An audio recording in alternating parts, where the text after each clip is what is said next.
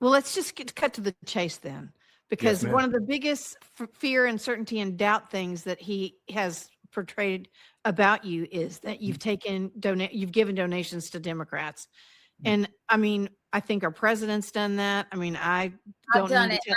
I have I've to done it. say, I gave them to a judge. I gave to a judge, I had actually, a to. Democrat judge. But let's talk about tell us your But story. to Republicans too. Yes, So in other ma'am. words, if Way you're more money to Republicans. isn't Yes, that called? If you and I'm no lawyer, but if you I've used plenty of them. If you're taking a body of evidence to cite your work, right, and you're removing exculpatory evidence, isn't that obstruction of justice? Well, it's more. So let's maybe start at the beginning. If I had been told that my opponent gave to Democrats, my answer quite simply and clearly, so what? That's He has the First Amendment. He has the First Amendment right to give to whoever he wants. And as lawyers, that's going to generally be our default answer. It's like, okay, so the fact is, I was an appellate litigator, as I mentioned. I did more than 20 plus cases there. I knew most or all the judges, and I donated to judges who I liked. Some of them asked, some of them didn't ask. They were Democrats and Republicans. All but 1 year, they were nonpartisan elections. Now, these weren't, shakedowns, but it was, if somebody call you up and say, can you help me out? I'd say, sure. I mean, these were people on it. Because that's what happened to me. I was invited to a dinner and I showed up and it was a donation. Well, damn if it didn't go to a Democrat. Yeah, I mean, it's exactly. And there are two other categories. I want to be fully transparent about this.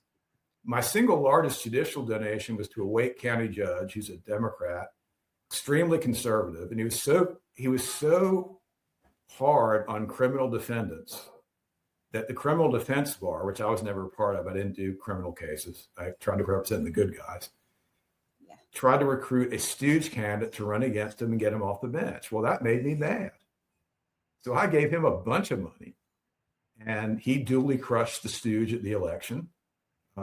So they're local judges who I liked, and we never sat around walking in the courtroom and say, is Judge X a Democrat or Republican on the bench? We just didn't do that. There were nonpartisan elections. And then the final one, the one that they really hammer me on, is when Governor McCrory was in office, and I voted for Governor McCrory every time, he passed or tried to pass, in my mind, some extremely ill-advised legislation that would have turned my clients, our state employees and law enforcement officers, into basically political appointees. It actually passed the House, and it would have taken their cases away from OAH, where I'm now a judge. It would have put hearing officers in charge, no rules of evidence, no right to an attorney, no rules of ethics, basically nothing. Now, let's keep in mind, my father was fired by the Hunt administration because he told them what the law was in a certain subject. Okay? Wow. Yes, ma'am. I think it's like you've explained yourself. Yeah, I sued Governor Hunt, and I got my father's job back. So that's why I care about this. I love this story. So, and he's turning this into, I'm some kind of Democrat, his sports going, he's a Roy Cooper plant. And you kind of have to laugh if it wasn't so serious. The ethical. That's not what I call him, Judge. You know what I call him? You probably don't want to know what I call him, but I call him a whiny titty baby. Oh, well, I can't do that. So, but I can. Michael, Dave Bolak is one of our seminal, just all-stars. Yeah, he's awesome. And the funny thing is, look, I mean, I was a Democrat, okay, a long time ago.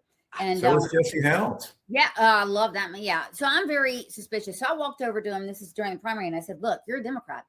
And he went out to lunch and he explained his reason and logic. So I would say to the people that are very concerned about this, we have a lot of people on Facebook that wanted me to ask you this question. They wanted this conversation.